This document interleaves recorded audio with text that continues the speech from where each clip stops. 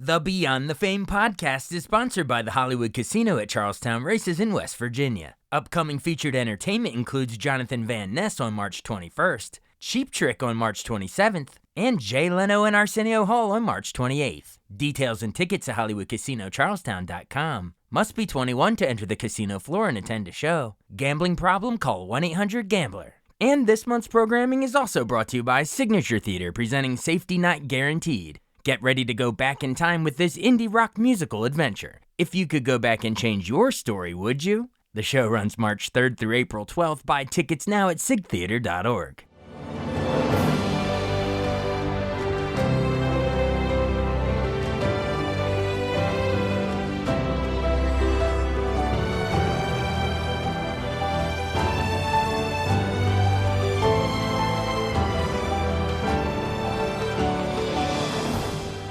Welcome to the newest episode of Beyond the Fame with Jason Fraley. I'm your host, Jason Fraley, picking the brains of the top filmmakers, musicians, and artists of our time.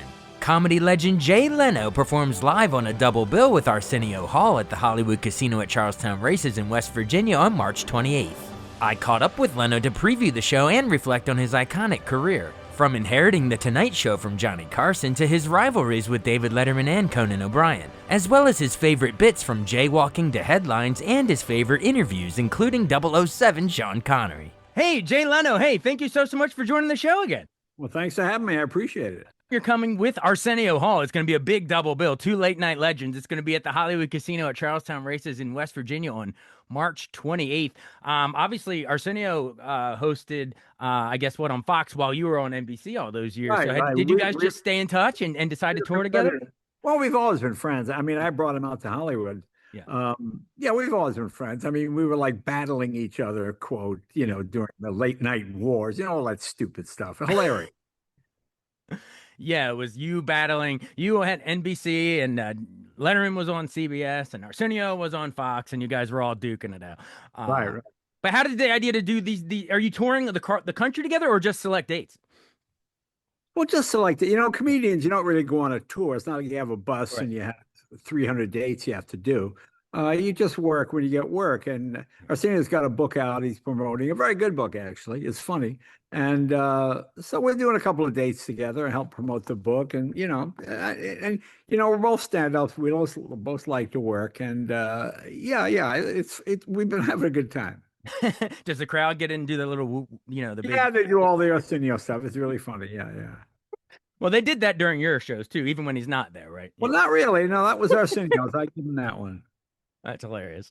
But yeah, gosh, I guess Arsenio hosted, I think he was there 89 to 94. So he got that gig right after, Coming to America was 88 with Eddie Murphy. Hilarious. Right. They were doing all the different characters before Right, Mike Myers right. was doing it in Austin Powers. Were you a big fan of that movie before you even got the show?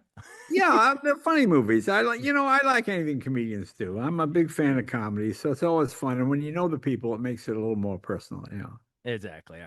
All right. I mean, Fox was kind of trying to be a little edgy when they brought him in, because I guess they had Married with Children and Simpsons and Living Color all around that late 80s, early 90s. Right, They yeah. brought him in, and it did well. But you were holding it down at NBC. So that was teasing Arsenio. But how about your set here at the Hollywood Casino? What sort of stuff in your life are you riffing on these days, or in the world? Well, I mean, anything but politics. I think people say, you're not going to change anybody's mind. You're not going to. I think people are tired of being lectured to. Rodney Dangerfield and I were good friends. I knew Rodney 40 years. I have no idea if he's Republican or Democrat. We never discussed it. We make fun of people, of course, and whatnot, but it was never like, how do you feel about this issue in the Middle East? No. It was just calm. And I think that's what people want especially when they go to a casino. All right, you want to get away from all of that and just have some laughs, I personally like it when I don't know an actor or a singer's personal life. I just like the music. Thank you. I'm not interested. Right, exactly. And but then, all right, so that said, so you're not going to touch on little political stuff then. So it's more, what do you actually riff on in the routine? Like your personal life, some cars? Might touch on a little bit. Yeah, personal life, marriage. I mean, the usual subjects. Yeah. I mean, it's similar to a late night monologue, I guess, but just sort of with stuff you've been doing on the road. So you get it down, you get it tight. That's kind of the fun part. You tried to have a laugh every 6 to 9 seconds. That's about a good ratio. Gotcha. Yeah. do any self-deprecating stuff? Because you had a rough couple years. I remember, wasn't there like a car fire and a Oh yeah, yeah, a yeah, bad fall? Like you're in the clear now, looks like. yeah, yeah. Well, yeah, as for the next 5 minutes or so. Something, Yeah, anything can yeah, happen during the interview. that's it. That's it. Yeah. So, yeah, just a little bit of everything. I love it. I love it. Well, we've sort of talked about sort of, your late night wars with Arsenio. It kind of went there naturally because you're touring with him. But I always like to remind folks sort of before you guys sort of all got into it, because we teed up Arsenio, but you were born what in Manhattan, just north of Manhattan in 1950. So who were Yeah. your comedy idols growing up? Were you always into cars and comedians? Well, for me, I like Richie Pryor. I like Robert Klein. I enjoyed the comedians of the previous generation, Alan King and all those guys, but they were men born in the 30s or the end of the Depression, and life was tough and we ate dirt and, all that kind of stuff. Uphill both ways. Yeah, that's right. That's right. Whereas, Klein and Pryor, they talked about subjects. I like Klein especially because Klein was like me, just middle class white kid, didn't have a gimmick. Parents weren't rich nor famous. So I looked at him for a lot of inspiration. He was always a big help. George Carlin too. George is always great. And Genius. comedy's pretty good. Comics really help one another. Yeah. I always watch these stupid TV shows where they show behind the scenes and the comedian is depressed and brooding and A I guess tortured soul. that's right. I guess there are a lot of people like that, but most aren't. Most comedians get more work from other comedians than you'll ever get Yeah. from an agent or manager. Because when you're a comic, I can't play every club, every date, every day. So Right. I'll say when I was coming, every time I played a place, say, "Hey, you should take a look at this kid Seinfeld. He's pretty good. Yeah. He's really funny. He's clean. Blah blah. Good. Oh, okay. Well, check it out. And then they get a job and they thank you. Yeah. That's kind of, Steve Martin brought Johnny Carson in to see me. Harvey Carmen brought Johnny in to see me. I brought Johnny in to see Ellen DeGeneres when she was just breaking. So it's fun. It's fun. You kind of pay it forward to the other comedians and then they Yeah, help I you think back so. out. Yeah. I Okay. think, yeah. All right. And then I'm pretty sure you guested you mentioned Carson. So you guested with Carson on Tonight Show for the first time in what was it, 1977? Yeah, I was a guest. Yeah, I think it was May 2nd, 77. Yeah, I think that's what it was. Gotcha. Uh, your first Tonight Show is like your first girlfriend. You don't really remember a lot. You just know it was over real quick, and that was You lost your Tonight Show, Virginia. You remember it happened, but you don't remember it. yeah, exactly, All right. exactly. And then, so, all right, so you start substituting host in like 87, and then you took over in 92, right? So, Right. how big of an, I know there's been so much made of the Letterman and you rivalry and blah, blah, blah. But you taught him showmanship and he taught you wordsmith. That's what you said Well, last. we were good friends. I saw Leno when he first came to town, and I thought he was a brilliant wordsmith. He just used the right word, what phrase was the funniest. And I remember talking about that. And then he would say to me, "How can you be so confident on stage? How can you be so And so we kind of borrowed from each other. Yeah. And still, my favorite time is my career is when I was doing Letterman, because that was the first show where I could really be myself. As a guest, you mean, before you got Tonight Show, you mean? Yeah, yeah. Yeah. Like when you're on with Johnny, he's like an elder. Yeah. And I would also say, "Thank you, Mr. Carson." He'd go, "Call me Johnny." Well, when you grow up in New England, you don't call your parents' friends by the first names. Right. Hey, Which Jay, is this is weird. my parents in California. This is my parents, Bob and Agnes. How are you? I'm not going to call your mom. Yeah, Come meet Agnes. yeah. No, I'm sorry. It's just not the way it works. Adam and I could go on and go, "Hey, Dave, nice tie," and pretend to slap him around and do stuff like that. Right. And it really was a lot of fun. It was kind of like what Rickles would do with Johnny, So Oh, that was kind of my thing with Dave. Rickles was a legend. But you were so good. I guess the point is, though, is you were so good as a guest on Dave's show that they were like, the NBC folks were probably like, maybe Jay should host this show after Johnny. Well, So, I think that's kind of what happened. Yeah, yeah. yeah. And was it a huge honor, or were you shaking in your shoes to replace a Carson? Because Carson, I mean, did it admirably. God bless. Thank you for all the laughs over the years. I, But man, when stepping in at first, that's high bar. I'm not a nervous type guy. I was lucky. My career was like watching the hour hand of a clock. It moves slow enough so I can enjoy each stop along the way. Yeah. I have so many friends that come out to Hollywood. They'd audition the first week. They'd get something. Oh my gosh. Now they don't know which agent's a crook, who's trying to rip them off. Right. When you come to town and you start out, you go door to door, you begin to learn who's a good guy, who's a Yeah. bad guy. I mean, it was really quite beneficial because I would do a Tonight Show. That one went good, and the next one, yeah, that's okay. It wasn't as good as the first one. And you'd analyze it, and you'd see what they had to say. And then they get to the point where they realize, well, Jay's comfortable in this situation. So Yeah. I can't say I ever got nervous, nervous. The only time you get nervous is when you don't know what the audience is. It's some nights, something comes out. So it's a Christian crowd, so don't say anything. Well, how? I mean, how is it like TV PG? Is it movie PG? I mean, Right. when you don't understand the crowd, that's Yeah. that's when you probably get nervous. Yeah.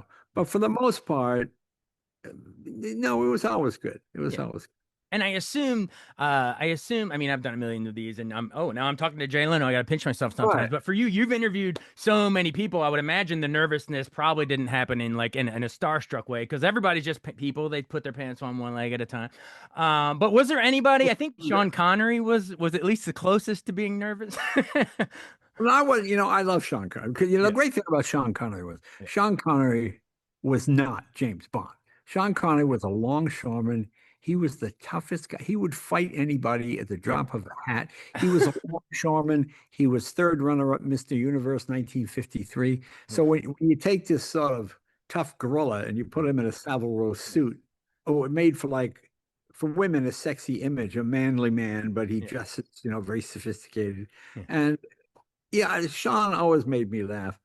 But he's all coming, he go, Gee, what's the latest filthy joke going about, Gee? And I'd tell him, and he would laugh like a pirate. He would actually slap and he'd go, don't. He'd laugh like, he was like the loudest guy. And he's the only guy, whenever the Tonight Show had these little tiny showers that Yeah. nobody ever used. And he was the only guy that used the shower in the dressing room. He And when actually showered. Oh. he would get in there and he would sing, "Oh, Scotland!" And I remember once the newsman came down. The Yeah. guy, who's shouting? Who's screaming in Scotland? I said, Sean Connery's in the Oh my shower. God. Yeah, He's like shampoo, shaken, not stirred. yeah, literally. No, I really liked him. He was a funny guy, and he was a real Scotsman, the most thrifty guy. Even when he made it as James Bond, he bought a secondhand. Aston Martin wouldn't sell him an Aston Martin Yeah. for a reduced price. Yeah.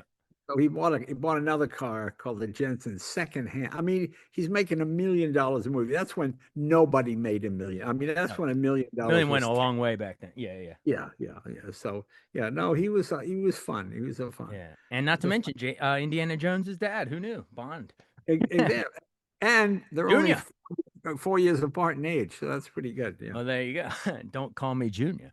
That's great. All right. Well, yeah, that was one of your favorite guests from a past show. I just remembered in terms of one you really remembered. I'm trying to remember. I think you said one of the ones that was like a little more controversial, but you went was Hugh Grant after he was in a little bit of a scandal. What was it, like a prostitution or something? And Yeah. you told me that the way you would handle, remind our listeners how you would handle that. You always had a policy to go talk in the dressing room, so you wasn't like a gotcha question, right? You let them know, hey, I gotta ask you about this. I always talk to guests and I would say, listen, Yeah, I have to ask you about this. yeah, You can say no or ignore me, but they're going to wonder why I'm not doing my job. So right. handle it any way you want, but I'm going to ask you the question. Yeah, yeah. And that always seemed to work pretty well. Were there any other than Hugh Grant where you kind of where you're like, oh, I better go say something ahead of time to them? Oh yeah, I Probably mean, all the time. Yeah. sometimes it backfires. I did so many Kathy Lee Gifford jokes. About her. Remember her husband had that affair, Frank Gifford. Frank Gifford, and I remember the joke she got especially mad was that Kathy Gifford just found out there's no such thing as Tuesday night football. So That's comedy because for a second I was like, I shouldn't laugh at that, but I can't help it. That is comedy, baby. so one day I said, let's book Kathy Lee. And okay, she's furious at you. She doesn't want to come on. She hates you. I said, let me call her. Yeah. Okay. So I say to one of the interns, get me Kathy Lee's phone number. Yeah. Kathy Lee, Jay Leno. Hi, Jay. How are you? I go, oh, good, good. We like to have you in the show. I would be thrilled. That'd be wonderful. Thank you, Jay. I went, oh, well, thank you. Okay. And I give her the date. Okay, okay. We'll see you then. Click. So I hang up. You're like, this might And go then okay. I go into the booking room. I go, well, maybe I should book the show because I just called her and I booked her. And then Tracy, our producer, says, Jay, I just spoke to her. She says she's not coming on. She's still mad at you. I said, I just talked to her. And then she goes, no, I just talked to her. Oh, what? So I called the intern. Whose phone number did you give me? Kathy Lee Crosby? Kathy Lee Crosby? And I realized I had just booked Kathy Lee Crosby as the lead guest on a Thursday night after Oh ER. my God. You're like, wait a minute, where's Regis? I mean, yeah, Kathy Gibbon hadn't been on since. That's incredible. Yeah, I'm thinking, what? Wow. Now I have to call and undo this and explain to Kathy. Should But have asked the last name, my friend. yeah, humiliating, very embarrassing. Funny, but embarrassing. Well, I'm embarrassed now because I thought I was going to be interviewing Jay Farrow, but apparently Jay Leno showed up, man. All I right. like Jay Farrow. Isn't he funny? Yeah, hilarious. Great impersonator of You know people. something? Why he is not a bigger star. I don't know. Let's Because from your lips to God's ears. he has it all. His impressions are. He always hilarious. has that little extra that makes the impression especially Yeah. good. A lot of people can go, "I'm not a crook," can do Nixon or Yeah, whoever it yeah, may be. yeah. But he catches some little part of the human voice or spirit of that Yeah. person that really just sends it Oh over yeah. the top. Yeah, He's he's so great. He's yeah. great. I'm trying to think who else we've had. Oh, Frank Caliendo is great. Oh yeah, that's good. Dana Carvey, of course, is just Yeah, a masterpiece. Dana's the king. Hysterical. Everyone look that up in our archives. Dana was freaking Yeah. hilarious. But all right, well, so that was some of the guests that you've had on. But how about my listeners will kill me if we don't go into some of the famous segments. Jaywalking was always a really brilliant one to me. Do you remember That how it was came about or if any famous bits from it? Well, I mean, just talking to people on the street, and people always think we never used a ringer. We Yeah. never had somebody try to be funny because that really doesn't work. Those were Because real reactions. yeah, those were real reactions. My favorite question was how was Mount Rushmore formed? And more than one person said erosion, which just so I would say, so it didn't only pick four presidents, it picked four of the greatest presidents. And you think that's just natural erosion? Well, isn't it erosion? No, no, it's carved. What? The sands of time just happened to form Jefferson's nose Right. and Lincoln's and Ted. Yeah, that's. But they were serious. They Wow. were serious.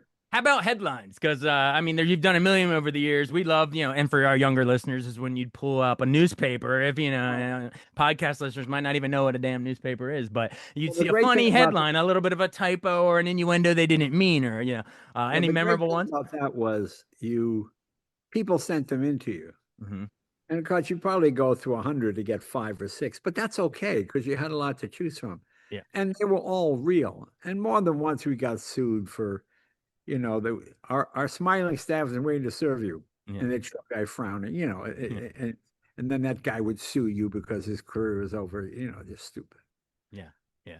It was, but do you have any memorable ones? Just like you gave a good memory of the jaywalking. Is there a headline one that stands out to you? Well, headlines is good. The weddings were good too. Yeah.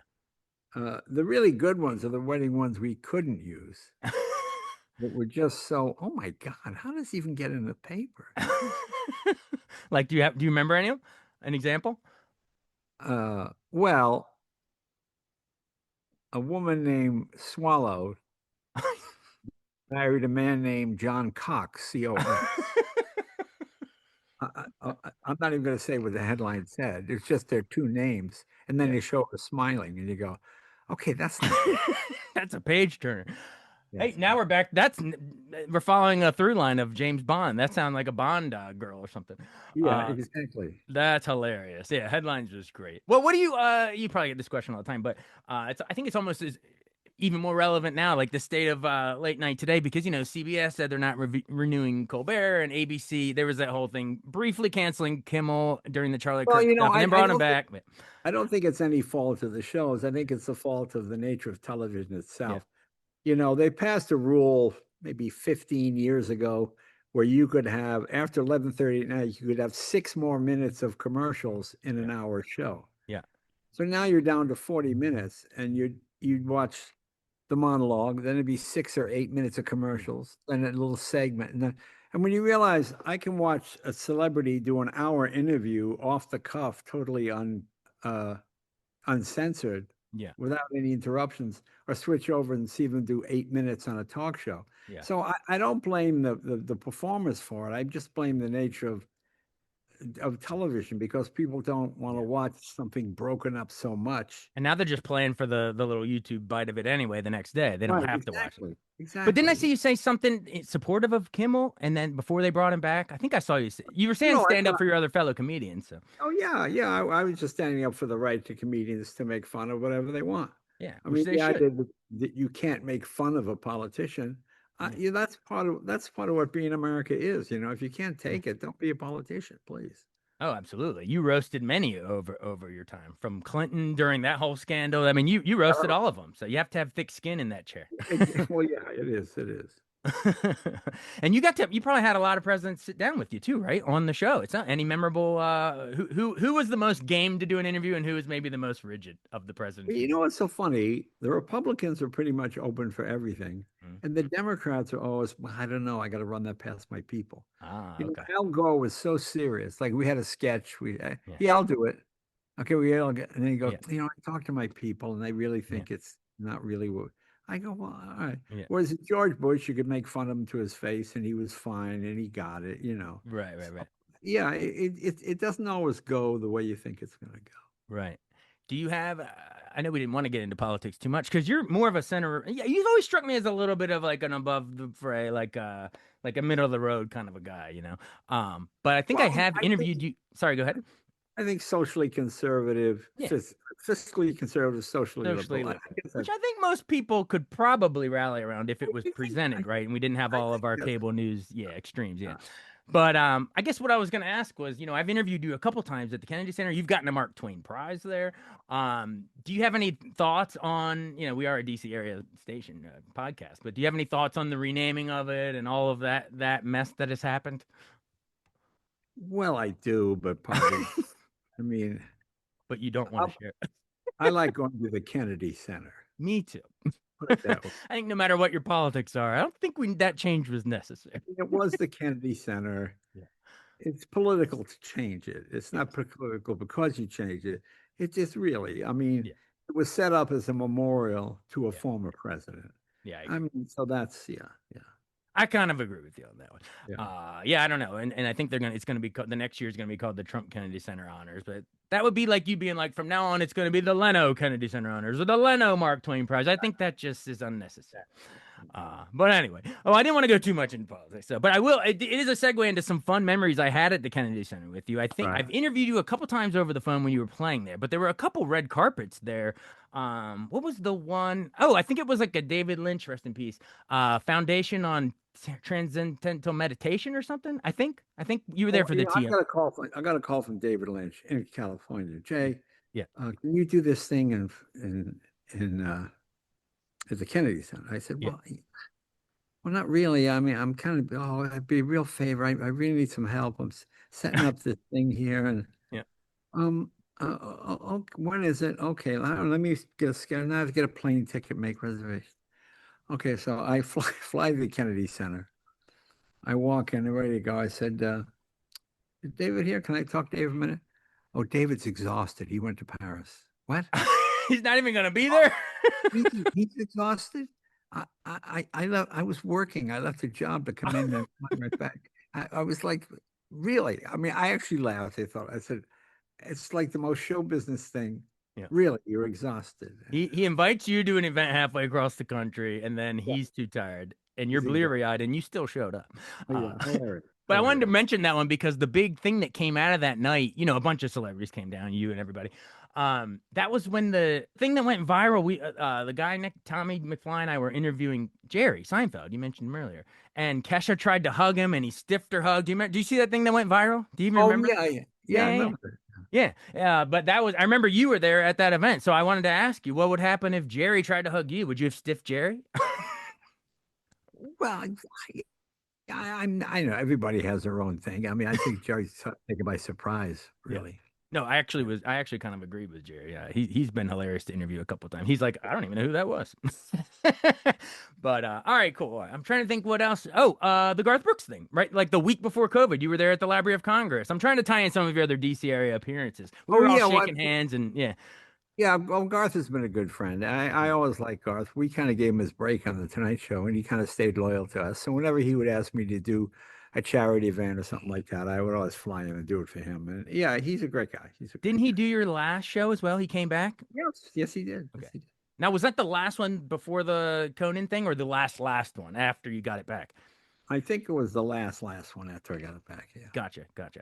All right. Well, my listeners, you've addressed this before, and you've always done it very humbly and nice and great. So I wanted to ask about the Conan thing really quick. So, I guess you were moved to a different time slot, and Conan took over Tonight Show for a couple months, and Yeah, then the yeah. ratings weren't doing too hot. And then NBC brought you back in and bounced Conan out, right? So I think last time you said it was just business, but you were worried you lost a friend at the time. You still sort of feel that way? Have you talked to him, or what's the latest? No, I haven't talked to him. Yeah, It's business. It wasn't my deal. yeah, I mean, what had happened was I was doing the Tonight Show. mhm, They wanted to replace me with Conan. I said, okay. I yeah, agreed to it. Okay. yeah, Okay. And then Craig Ferguson came on opposite Conan, and he won a Peabody Award. And then Zucker called me and said, I think we made a mistake. I go, Jeff, this is not my problem. It's your problem.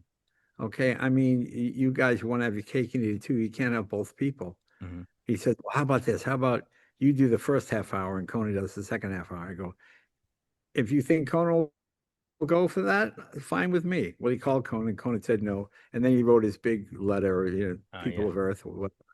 And that was pretty much where it was. But I got people always think there's some conspiracy, you. No, like you're planning all this. Yeah. No, it's in so many ways it's just business. But it was kind of sad because all of us in college we'd watch you and then we'd stay up late with Conan and all those crazy characters and Max Weinberg, in the year Yes, me 2000. too. Conan's hilarious. Uh, Yes, yes. but and so are you. So it was just kind of sad to see how that all went down. So, are you at the point where you're kind of you're pro and engaged and you're tired of guys like me asking you about? No, it's There's fine. another Conan question. Whatever, ask whatever they want. I mean, Yeah, it's 10 years ago. yeah, I old mean, news. it's like asking me Yeah, about Eddie Fisher and yeah, Debbie Reynolds. yeah. What Yes, are your thoughts on they that? broke up almost 60 years ago. How do you feel about that?